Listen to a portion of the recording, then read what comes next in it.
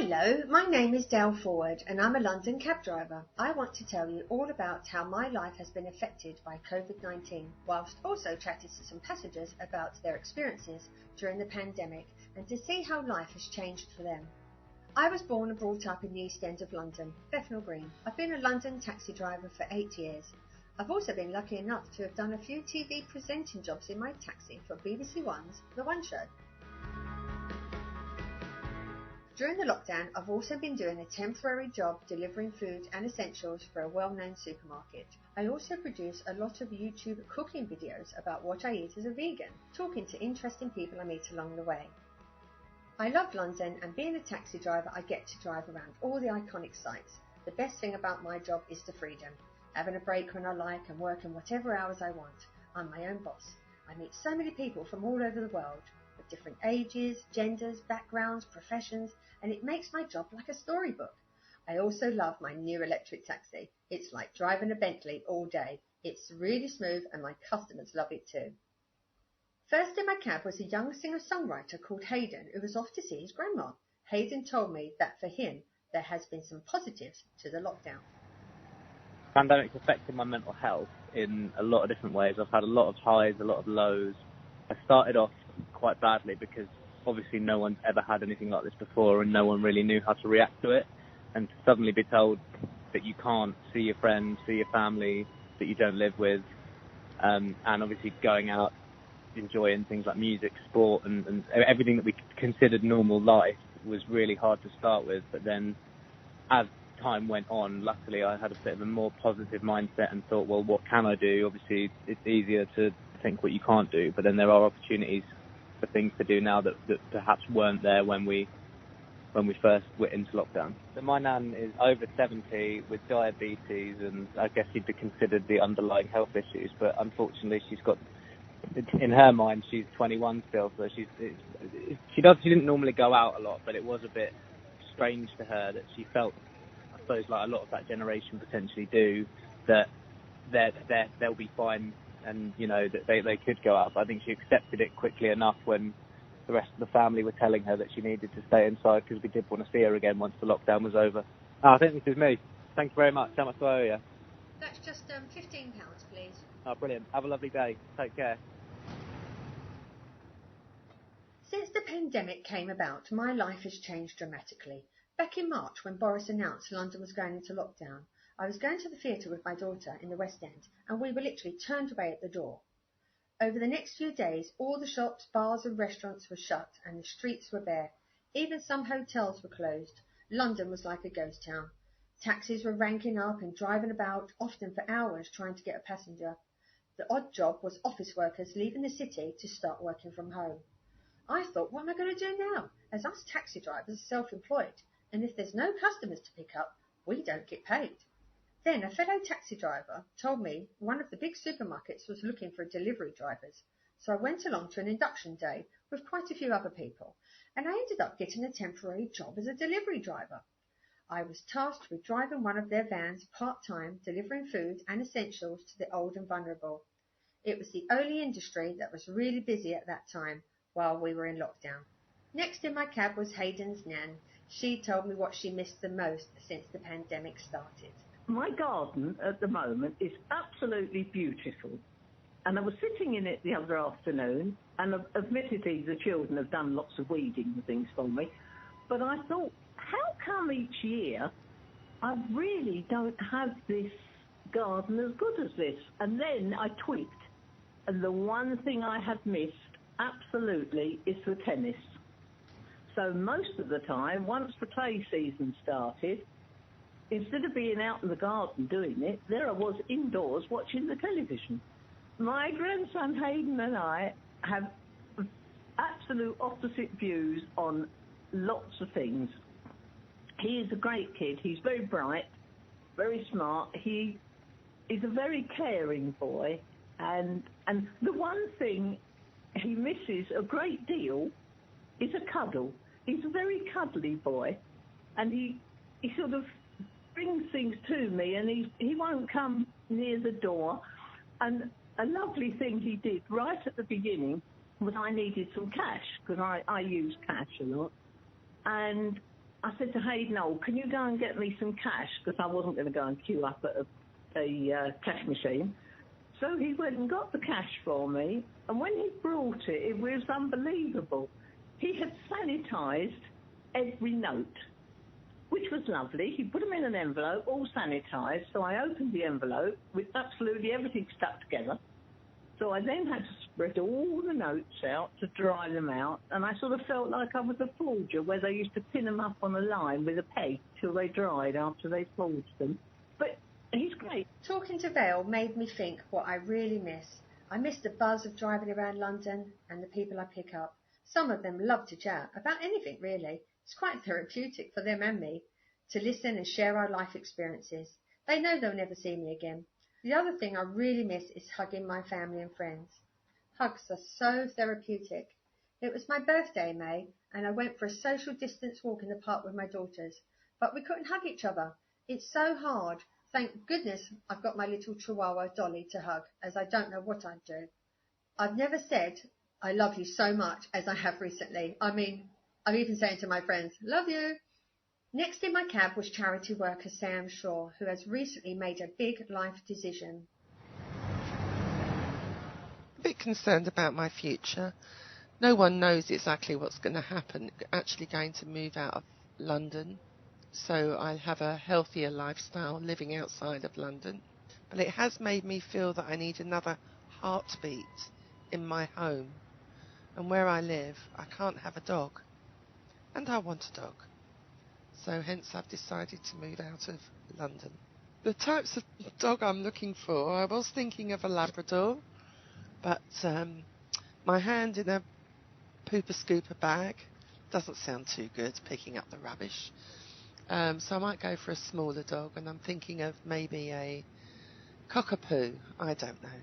But something that will get me out and about more, or meet more people, but obviously at this moment in time socially distancing. Sometimes I wake up in the morning thinking, no, this can't be happening. It's like a bad nightmare. But as a key worker, doing the food deliveries and a few jobs in the taxi, this keeps me active and gives me the drive to get up and go. But at the back of my mind, I'm constantly thinking that there's a killer virus out there and I am potentially risking my life. I'm quite a positive person. I try to look on the bright side of things, and I'm happy I can still provide a service to the public by bringing them their food. And they are so grateful. It's really touching. I was and still am worried as to how I will make ends meet and pay my bills and mortgage. I've just bought a brand new electric taxi, so I've got that finance too, and I'm fortunate enough to have a payment holiday. I'm still not earning enough until I can get back to full-time taxi driving. Some of my fellow taxi drivers are still working in the taxi industry full-time and have told me it's still really quiet out there, having to rank up and drive for hours hoping to get a job. Some of their jobs are transporting NHS key workers, helping them to get to work or home, and people with disabilities and the vulnerable who can't use buses or trains. The workload is a lot less, so they're sitting on ranks for hours trying to get jobs. Being self-employed, we can only rely on ourselves, so obviously a lot of taxi drivers were feeling really anxious while waiting for 3 months for the self-employed grant from the government. Some of my colleagues haven't worked at all due to being vulnerable to catching the virus, so have stayed isolated at home. Sadly, some have contracted the virus and passed away. The majority are still out there trying to help the public and provide their service. My next passenger, TEDx speaker Sonia Barlow, told me how she was coping in lockdown. I feel like I've been on a roller coaster ride that I didn't really sign up for. In the beginning, for me, mentally, it really shocked me. And I think I was going through every emotion possible, from denial to curling up in a corner and kind of crying your eyes out to not wanting to wake up. And then it got to about early April, and, you know, I realized I had to get up. This was just what we were facing, and it wasn't like a fault of mine by any means. And then so I went to the either extreme, and I got super kind of drowned into work, and I was like, right, we have to do everything online possible because that's where everyone's heading. And it's only until May and probably a couple of weeks ago that I found a happy medium.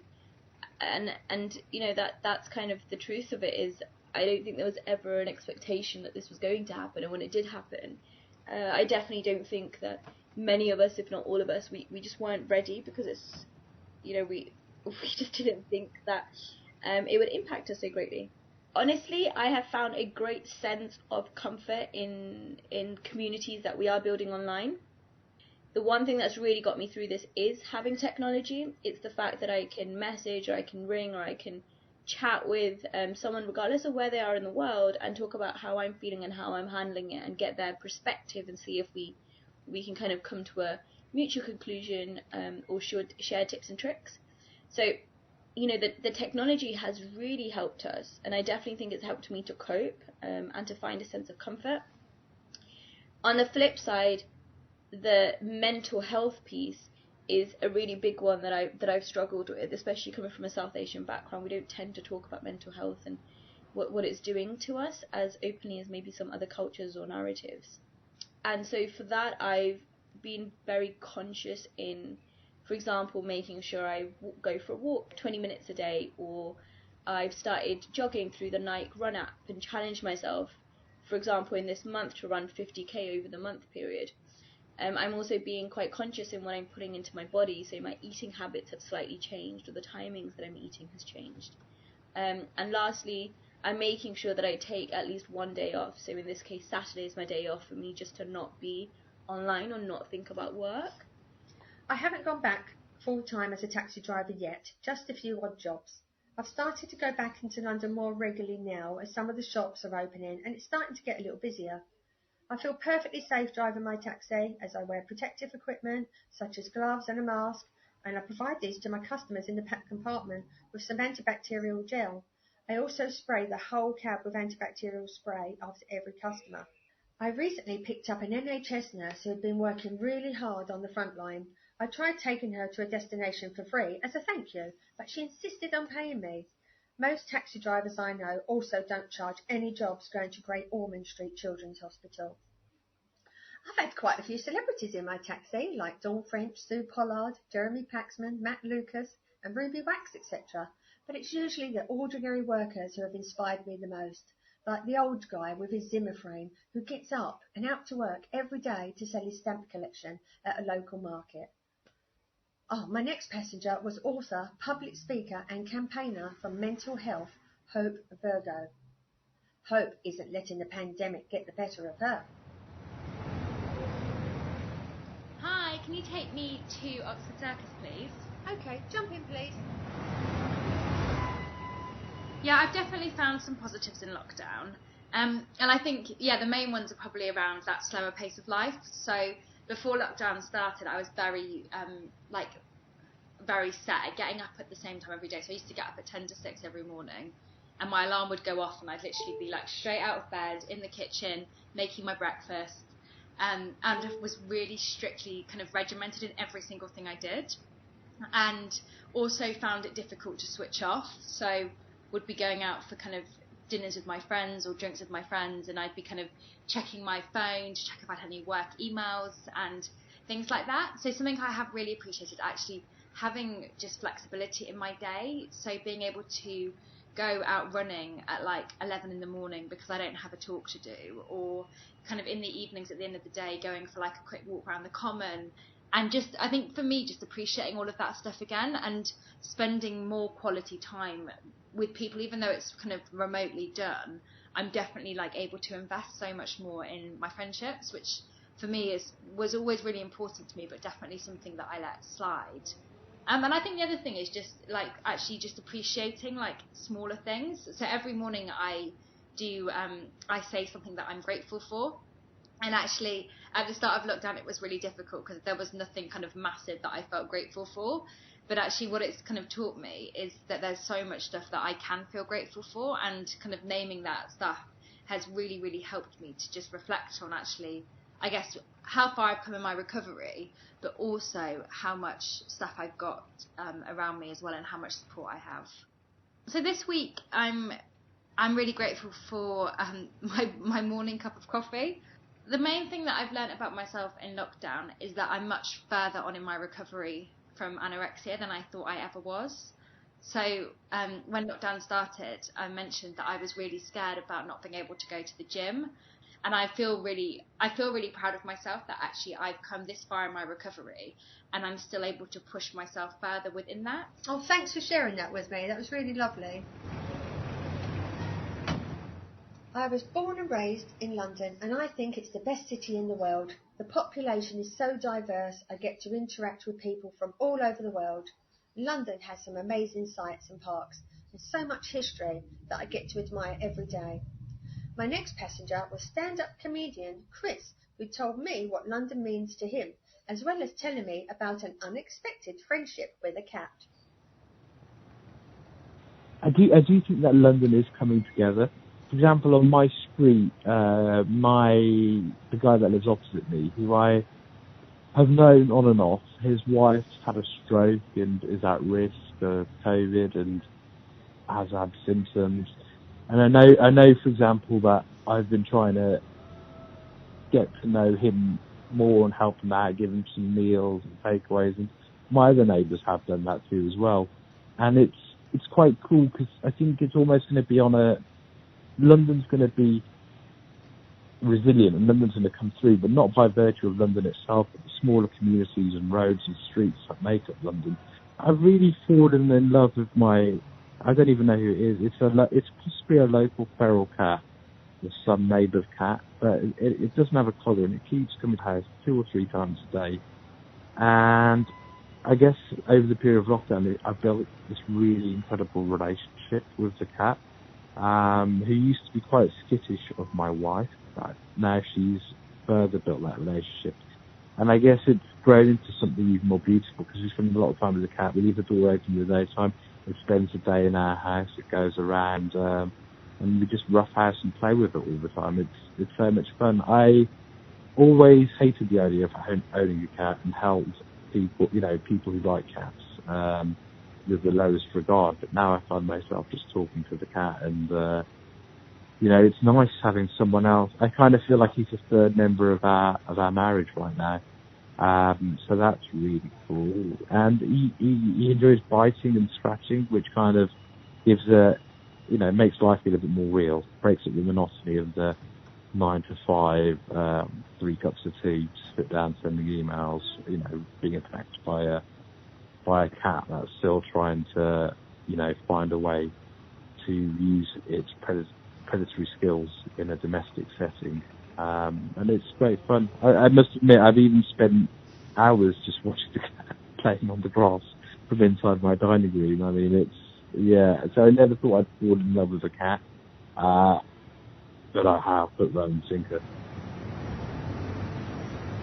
Oh, how sweet is that? That's lovely. I love being a key worker because when I get the odd job, people are so grateful to be taken to their destination safely.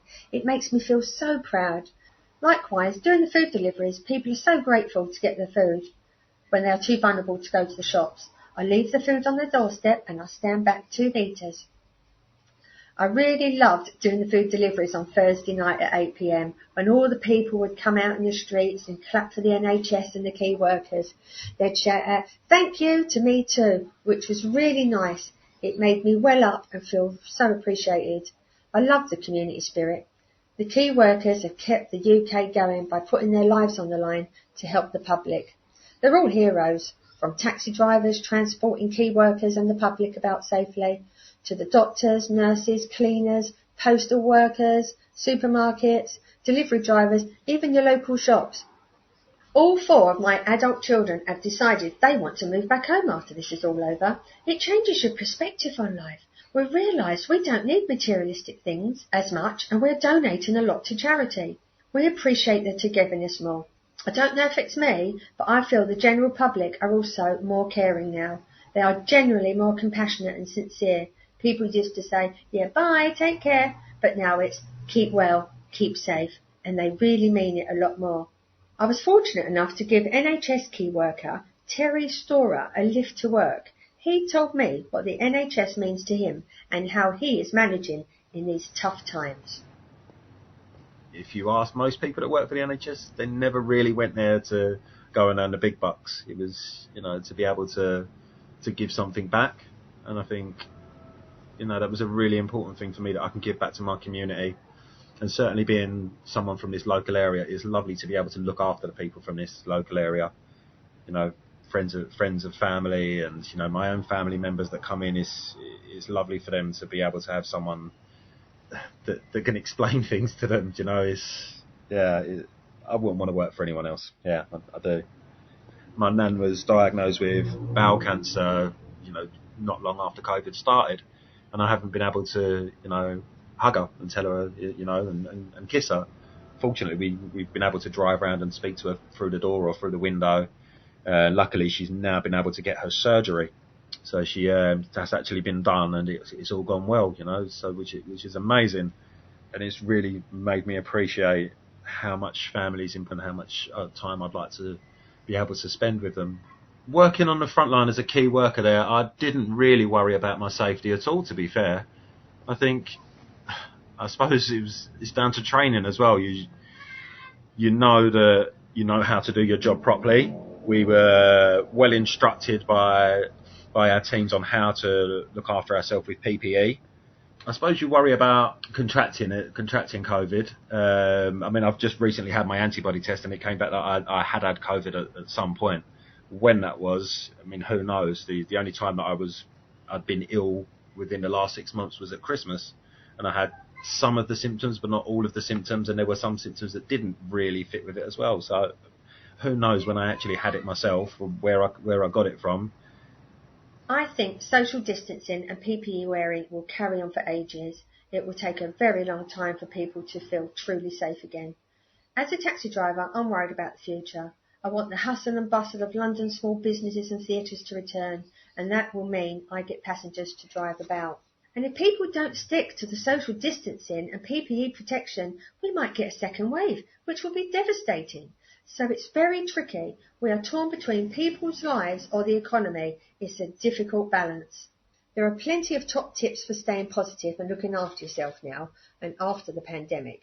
One thing which has really helped me on the days I've been at home is putting the radio on for music and conversation, not the telly, as you'll just sit and watch it all day. You can hear songs that are so empowering, emotional, and just keep you going. Dancing is good too, and yoga. Also, get out to the park or your garden every day and connect with nature. I mean, I love feeding the birds and walking and meditating. Also, make sure you eat healthy and drink lots of water. Don't forget to talk too. Do pick up the phone and have a good long chat about anything. Bring old and new friends. That really helps with the loneliness. Having a pet helps too, so if you can, rescue one from an animal shelter, as they make great companions. Some of my passengers gave me their top tips on staying positive too. I think my advice for anyone who's struggling at the moment is to firstly remember that whatever you're feeling is valid. So I know right now there is so much noise out there, but actually whatever you're feeling, it is valued, and even if you don't think it's as important as all of the other things going on in the world, make sure you are able to get that support and you're able to be heard within that. Go for a walk. Do something outside. Grow some seeds. If you live in a flat, you can do some things on a windowsill. Do something, because then you put little seeds in and a new life pops up. And a seed grows, I mean, some seeds will grow about 6 foot tall in about, 3 months. Top tips that I've definitely sort of thought of are making sure you can express how you're feeling. Like, obviously, I write music, I play music, that gives me enjoyment, but we're allowed to exercise. So I'd just say look for the little wins, and obviously understand that this won't last forever, especially for young Londoners. I feel like we look too short term when, we should be abiding by the rules, doing what we can do, because there will hopefully eventually be an end to this, and we've got a lot more years to enjoy. So I think it's just about taking the time and understanding what it is. We're all in the same boat, and grasp that sense of community with your neighbours. Make sure you talk to your older relatives, or make sure they know how to download Skype. And just focus on the positives, because there's no point dwelling on something that we cannot change ourselves. Oh, and one piece of advice about coronavirus to anyone who lives with anyone else. I think that if ever there's an argument that could escalate, you've got to nip it in the bud, both sides first. Like, if one of you's supposed to clean the bathroom and doesn't, you just got to get out there and clean the bathroom, because it's not worth the potential war in the house later on, because neither of you can get out, and you've both got ample time to, Google divorce lawyers. So I think now's the time to be as sort of cooperative as possible. Remember that you are not alone, and that you are good enough within yourself. And a way to do that is really to sit down and to self-reflect, to think about the successes you have, celebrate all the great things you've done so far and what you've achieved. Join, follow, be a part of a community online that can make you feel like you belong. This is exactly what my TED Talk is on. It's called Please Come Online, which is all about the fact that right now we can use technology to build communities, especially when 1 in 5 of us feel lonely and 1 in 4 of us are suffering from mental health. And the last thing I would remind everyone is that sense of isolation and belonging. The need states have currently changed. If you have access to shelter and to food and water, you are already in a more privileged state than some people across the world. And so my point being, acknowledging where we are and the sense of privilege that we have and the tools around us that we are using to manage, and then understanding what else we need, that's a great exercise to take yourself on. So when you understand what you really need, you can then find avenues of how to get there. Everybody needs a bit of guidance. If there's one thing I can say is please, if you're struggling, reach out to someone you trust, family member, friend, other organisations. There's Mind, there's Samaritans. There are people out there that can help. In terms of people that are out there and do feel lonely, there are so many people out there to talk to. There really are. As I've said, with our community here, we've really come together. And, if people are listening to this that have got, neighbours that they are a bit concerned about, just speak to them. Just ask them if they need some help, if they need someone around. It's really not a time to be lonely. It's a very challenging time for everybody, and especially your elderly neighbours, the ones that are really at risk. They're the ones we need to be looking after right now. I think the best advice I can give is, just to look after each other and just be there. What's a little bit of time? 10 minutes to you might mean nothing, but 10 minutes to someone else could be really important. It could really change their day. So I think that's the best advice that I can give.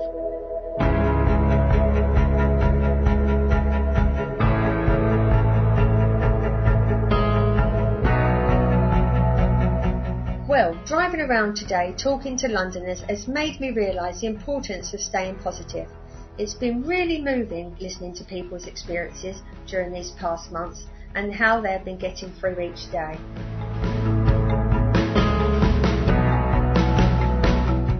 I'm Dale Forward, and this documentary has been produced by John Offord for Thrive London.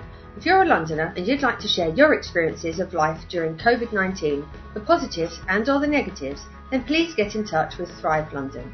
You can find their website at www.thriveldn.co.uk, or you can email them on info@thriveldn.co.uk to find out more about their projects and how you can get involved.